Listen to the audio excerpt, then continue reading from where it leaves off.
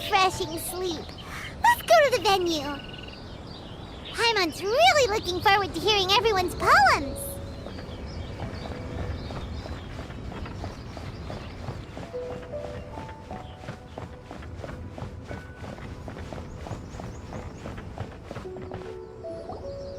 Huh? Looks like we're a few people short today. Morning, friends. Singcho said he wants to take some time and focus on writing poems, so he'll join us later. Noelle has other duties today, so she asked me to tell everyone not to wait up for her. Oh, okay. Well, never mind. What about Kelly Roy, though? She said she'd be here. I got here really early, but I haven't seen her yet. Are you talking about the girl with the blue hair? I saw her on the bridge near Dihua Marsh during my morning training. She looked a little upset, so I didn't want to disturb her. Upset? Oh no! What should we do? Was it something we said last night? Oh, Paimon's worried. I agree. If she's run into some kind of trouble, I'd like to help her. Huh? You're all going? Then I'm coming too. Shall we start with the bridge? We're all here a little early, so there should be time. Good idea. We'll be back in a jiffy.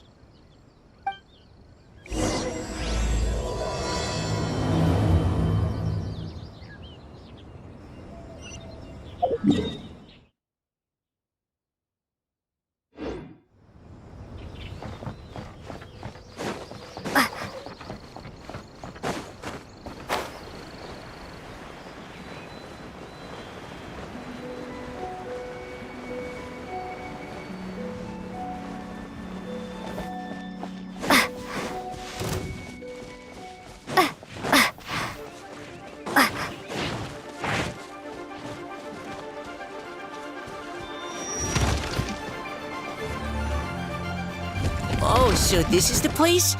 We ran into her here yesterday, too.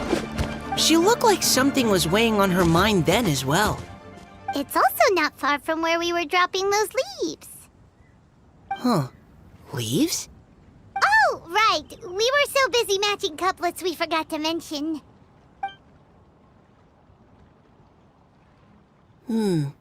Interesting. I wonder, could Miss Callie Roy have been the one who wrote that poem on the leaf? Hmm? What makes you say that? Oh, sorry. Nothing. Well, nothing concrete. Just a hunch, I guess. It's just, that poem on the leaf kinda gave me the same feeling as when I saw her yesterday. So much sadness. Now that you mention it, this is upstream from where we found the poem. Huh? Hey, look! Over there! Another leaf! Wow, you're right! And this one has writing on it too! After that leaf!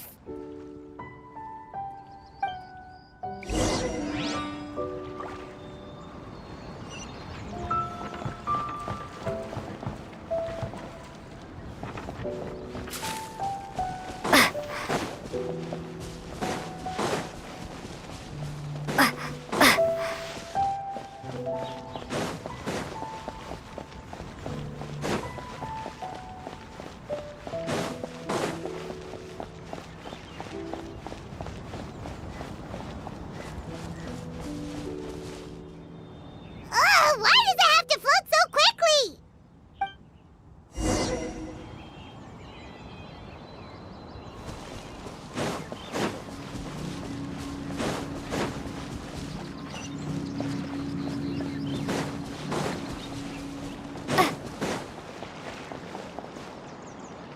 Can't you just fly over and grab it? But Paimon can't swim. What if Paimon accidentally falls into the water?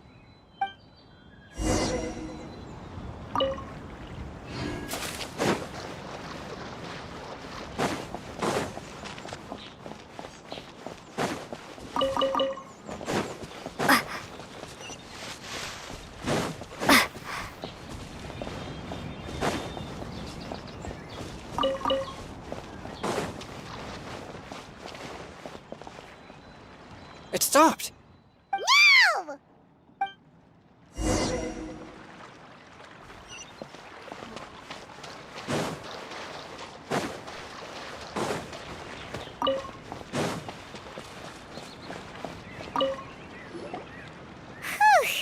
We finally caught it.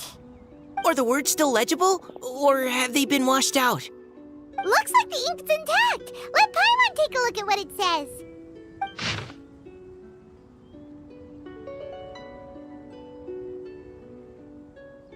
Huh? This is related to the poem we wrote in reply yesterday. She must have picked up one of our leaves. Spring. Young boy. It's looking a lot like Callie Roe was the one who wrote this. She seems to care a lot about that story, huh? Actually, when Paimon first saw her, Paimon was wondering, do you think... is it possible that she's,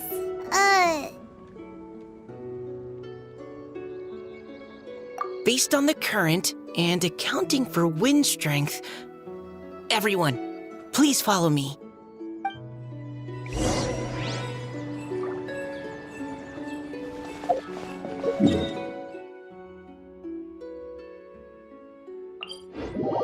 This should be far enough upstream. Let's split up and search the area. Callie Roe! Callie Roe!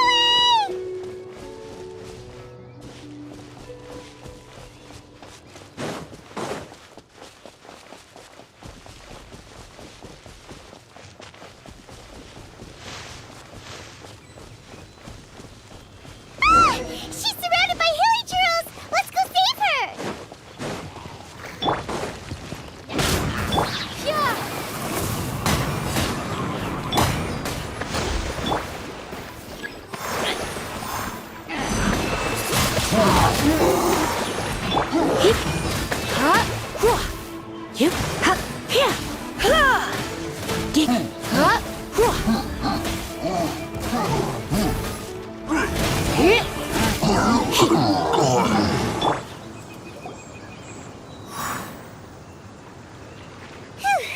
Callie Roe, are you okay?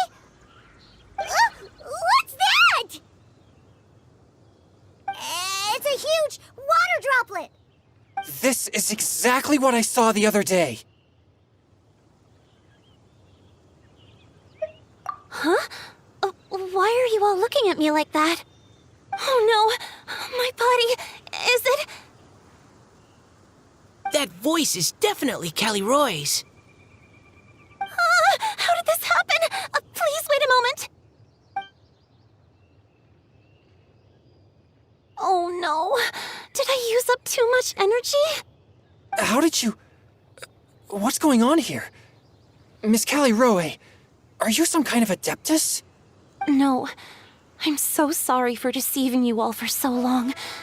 Actually, I'm an Oceanid who flowed here from Fontaine long ago. What's an Oceanid? Ah, the Grandmasters mentioned them before. The Oceanids were the familiars of the former Hydro Archon. They all fled Fontaine after the Archon died and settled across the world. That's correct. Though, to tell you the truth, I can't even completely recall how I found myself here. I have a vague impression of my ancestral home, but I can't recall clearly anything I saw on my journey. All I know is that by the time I arrived in Mondstadt, I had lost most of my power and couldn't even sustain a physical form.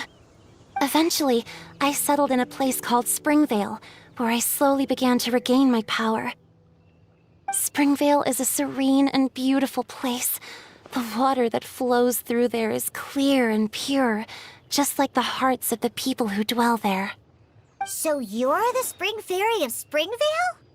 Yes, Diona, and I remember you too, you know. When you were little, you often came to the spring at night to speak with me. Really? You're not messing with me, are ya? I always thought that was just a local legend. Your favorite little pillow, the fish one? Its name is Bubbles, is it not? Yep! All those childhood memories. So they weren't just a dream. So, if this is true, then all those things written on the leaves...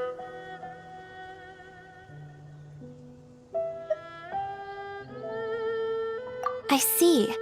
So you were the ones who found my leaf. Well, you are correct.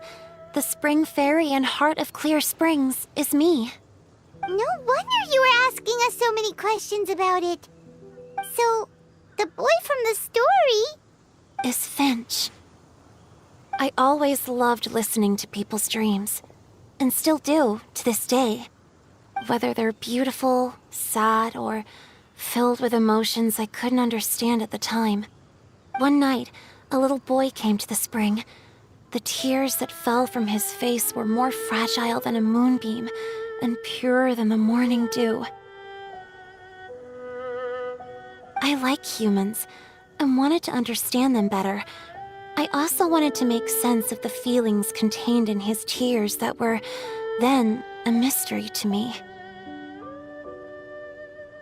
Yes, we often met under the stars, sharing our stories with one another. Sometimes, we'd stay up all night and see who would hear the first bird chirping from the boughs, or the first cicada of summer. Aw, that sounds lovely. But one day, just like the book says, I saw an emotion in Finch's eyes that I couldn't reciprocate. I felt out of my depth, in uncharted waters. But I knew all too well that we Lockfolk face a very different fate from that of humans.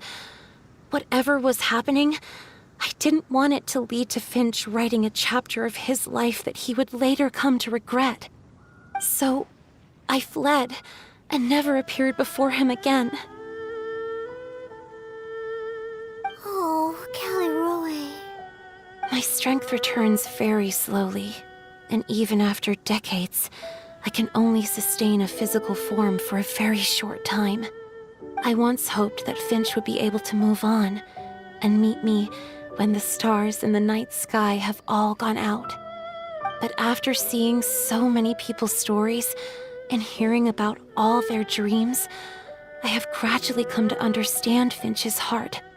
This feeling of wanting to respond to his feelings is surging relentlessly in my chest, and I can no longer restrain it. But I'm also scared. Scared that if I go and see him now, I'll bring nothing but disappointment, and even more pain when it comes time to part. Oh. It really is a difficult choice. Please go see him. Huh? I know Grandpa Finch, and he's a really kind person.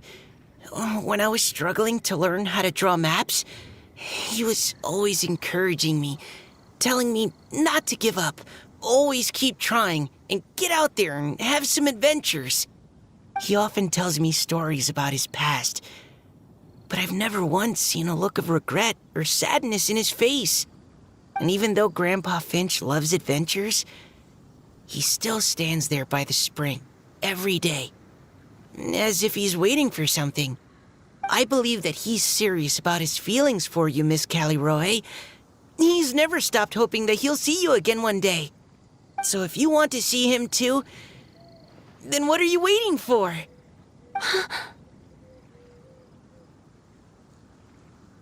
Huh? Oh, sorry. I think I got a bit too excited and I just thought, well, it just sort of came out. I understand. That settles it. I've decided. I will go back and see Finch. You will? Amazing! That's great! But I'd like to ask all of you for some help. Sure. Just say the word. We'll help you any way we can. Would you come to Springvale with me and help to bring Finch to my side? I cannot maintain this form for much longer, and I'm worried others will see me how I was just before. Leave it to me. I'm really close with Grandpa Finch. Also, please keep Finches in my secret. I wouldn't want Springvale's tranquil waters to become agitated on account of all this. Your secret is safe with me. I won't tell anyone.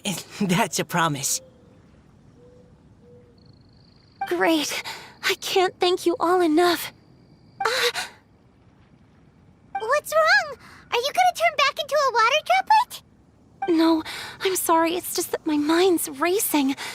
As much as I want to talk to him again, I'm still worried that I won't have the words when the time comes.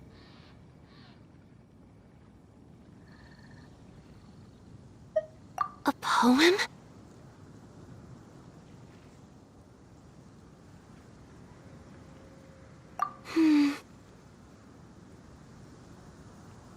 Okay, good idea. I'll write him a poem. And it will be called Heart of Clear Springs.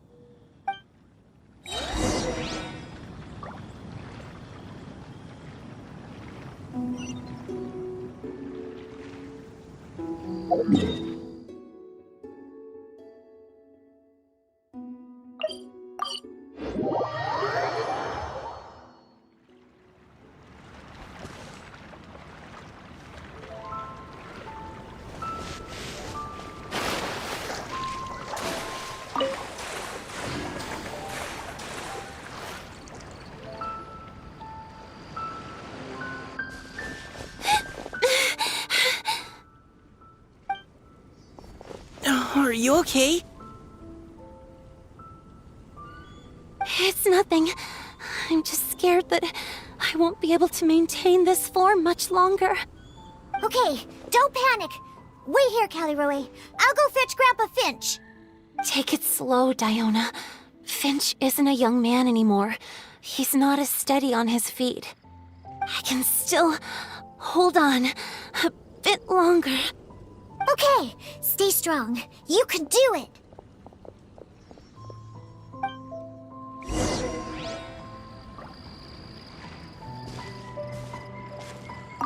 How are you holding up? Would you like some support, Miss Caliroe? You can also lean on Paimon if you need. Thank you, all of you.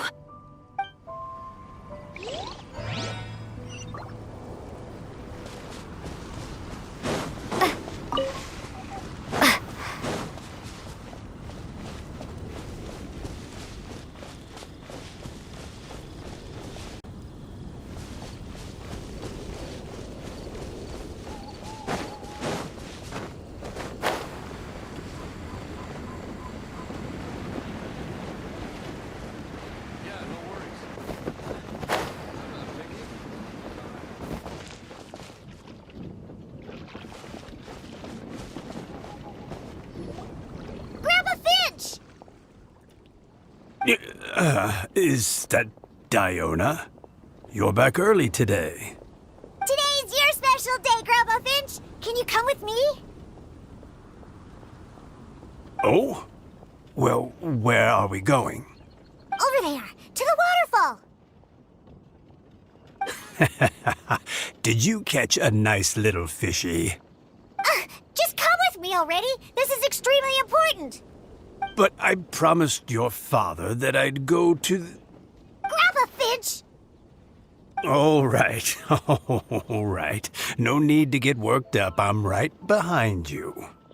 That's more like it. Now come on, I'll help you. Draft's daughter is just like him when she's on a mission.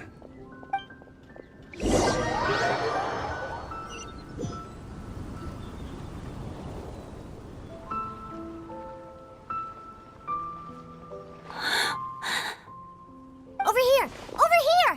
It's okay, Grandpa Finch. Take your time. Huh? What's all this? What are all these people doing here? Even Mika's here? How's work been going lately? And even some friends from abroad, if I'm not mistaken. You do know that today's not my birthday, don't you? Greetings, Mr. Finch. My name is Chong Yoon. We all met at the poetry gala, and...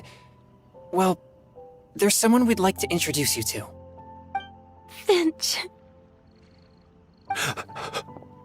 That voice. Kelly Rowe. I didn't think you'd still remember. Oh, I remember. I remember all right. How could I ever forget? Although your appearance is different than I recall. Back then, you looked like you'd stepped right out of a fairy tale. But I'm one to talk. Of course, a fairy from a fairy tale can change forms. But in your eyes, I'm probably the one who's changed beyond all recognition. Oh, even after all these years, you still know just what to say to make me laugh. I thought you were only able to appear in the dead of night. There have been times when I've wondered whether it really was all a dream. I'm sorry I kept you waiting for so long, Finch. Oh, it can't have been that long. It's been but the blink of an eye, really. Finch, would you like to hear a poem I wrote for you? A poem? You write poetry now? Well, of course. I'd be delighted to listen. I'll hang on every word that leaves your lips. In that case, let me read you a story about the Spring Fairy.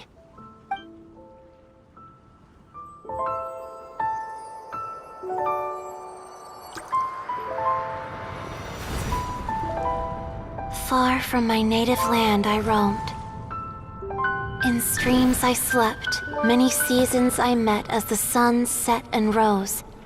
I searched for a garden to call a home, and the moonlight ebbed as the water flowed. A soft breeze beckoned me unto a spring. Sleep, weary wanderer, your journey is over. May the dancing petals sweeten your slumber. At dawn, I hummed the melody of a distant stream, and the songs in the night serenaded my dreams. A boy's tender tears trembled through the water, stirring me more than any starlight sonata. He wove me a wreath from past petals and future buds. I crossed beyond the veil of dreams to the realm of flesh and blood. Look at the love that shines from his eager gaze. Answer the call of his heart, lest this moment go to waste. The kittens and fireflies invited my heartstrings to sing, but I was a stranger to the melody of mankind, and knew not how this tune should begin. As the river of dreams trickled into the ocean blue, every time a crystal fly flapped its wings, older it seemed he grew. But I learned to fathom human ways each stumbling step I took, and clouds of confusion became crystal clear in the vulnerable verse I wrote. As seed yearns for soil and trees for the sun, a once foreign melody inside my heart sung, and it cried out your name on every string it could strum. Now I give my dream to you. May it be in your slumber a sweet spring to quench your thirst.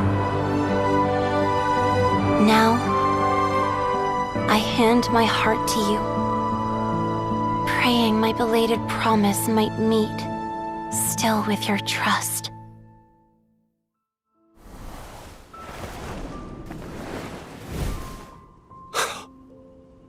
Yes. This is how I remember you from when we first met. All those years ago.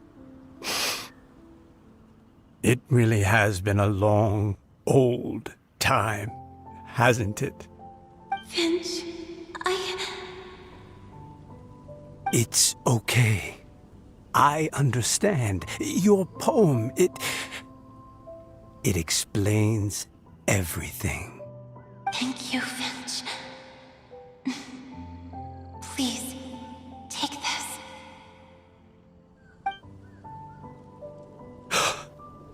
It's so beautiful. This is a droplet of water condensed from my own power. Finch, I don't have a physical form like humans, and I can't stay by your side.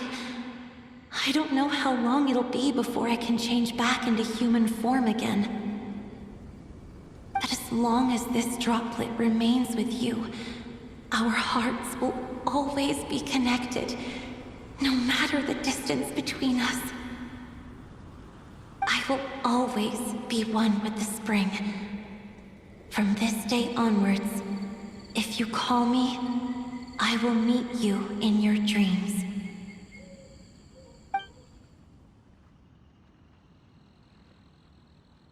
Oh, it's so romantic.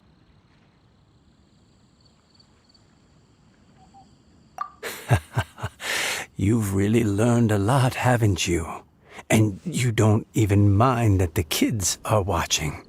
Does it bother you? How could it possibly? This is the happiest moment of my life. I just worry that once I go to sleep, I won't ever want to wake up again. Huh? Don't say that. I'm only joking. It seems that you still have much to learn. Is that right? Grandpa Finch and Kelly Rowie look so happy. Oh, what a perfect moment. Diona, thank you for fetching Finch for me. I've never forgotten you either. I used to chat with you a lot. Wasn't it ever annoying? Of course not. You are one of the truest friends I have in the entire world. That's why I gave you your gift, so that a part of me could always be with you. Huh? Wait. So is Diona's ability to mix delicious drinks from disgusting ingredients a blessing from this water spirit? And if so, is it also possible that my pure yang spirit is a gift from some being?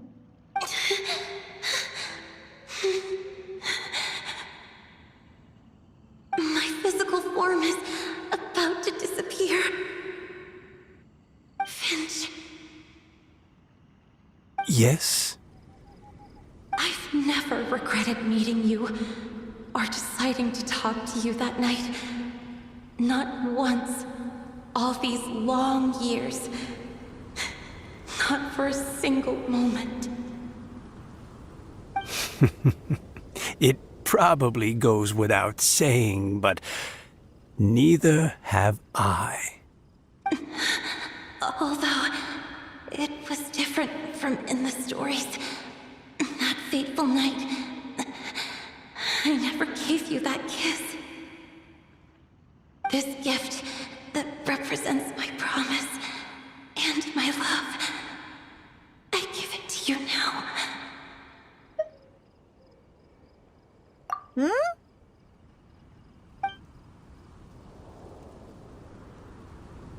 It's okay, everyone. She's gone now. What? But Paimon didn't get a chance to say goodbye. Grandpa Finch? Don't worry now. She hasn't gone far.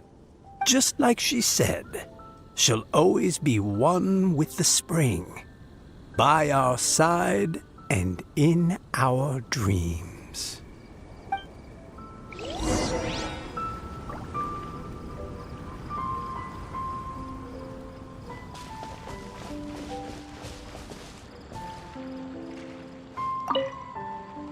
Oh, child.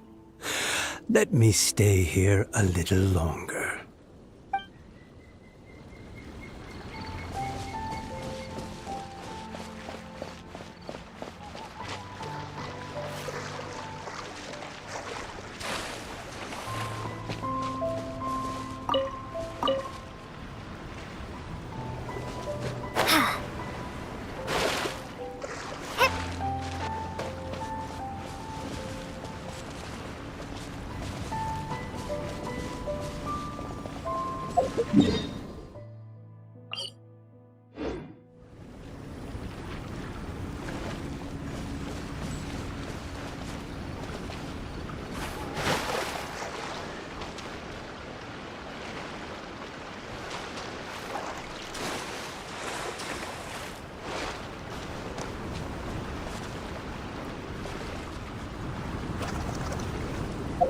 Oh?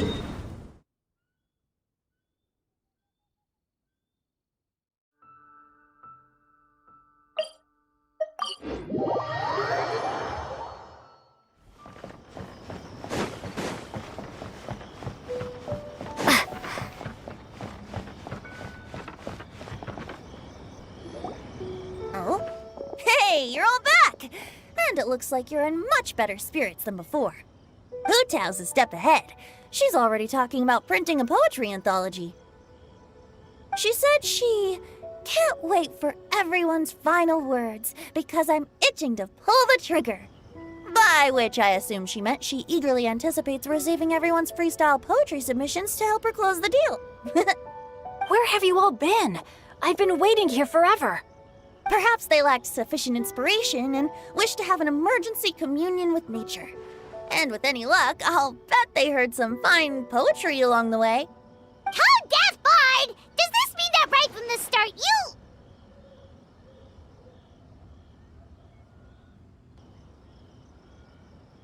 Oh, right from the start, you said you would treat us to a nice meal! Huh? Did I?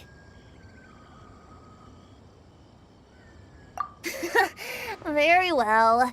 Since the Traveler agrees, then it looks like I can't escape this time.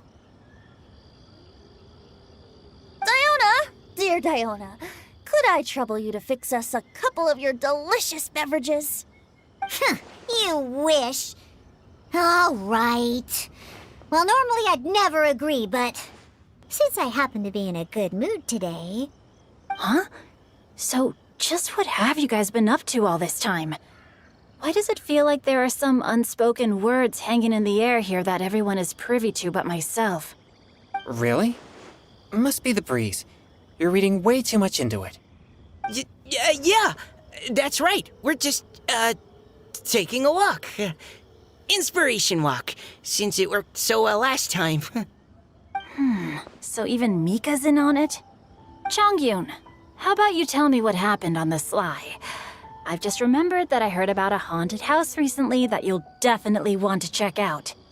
I'm willing to bet that even your pure Yang spirit won't be able to scare off these demons. I appreciate the gesture, but no thanks. Not this time. And I'm starting to think that maybe this pure Yang spirit isn't such a bad thing after all. Huh? What the? What's gotten into you? Okay, that confirms it. I call shenanigans. Something big definitely went down here.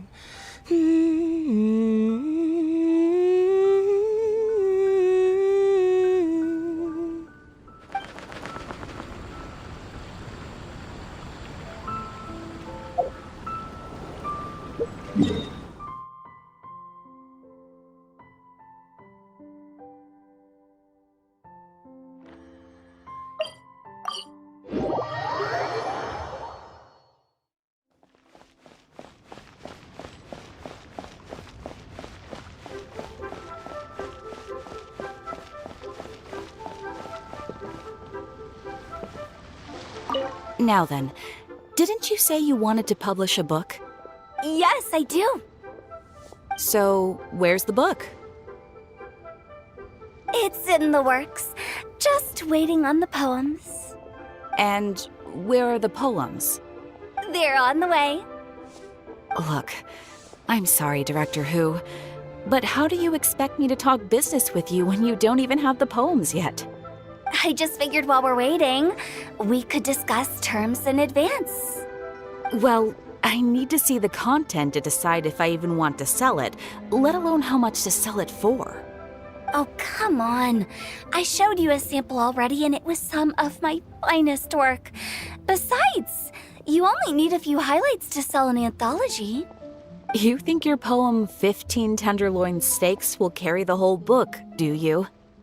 That and square meals in the basement. My consultant, the erudite Mr. Zhongli, described it as a meticulous masterpiece. Oh, quote that on the cover. It'll practically sell itself. Director, we're a small business. If we invest money in printing and nobody buys it, it's my bottom line that's affected. Don't you worry. I guarantee you, when this anthology comes out, it will take the world by storm. Gods and ghosts alike will weep. As a matter of fact, I heard a ghost crying on the way here. If you don't believe me, I can bring it over. There'll be no need for that.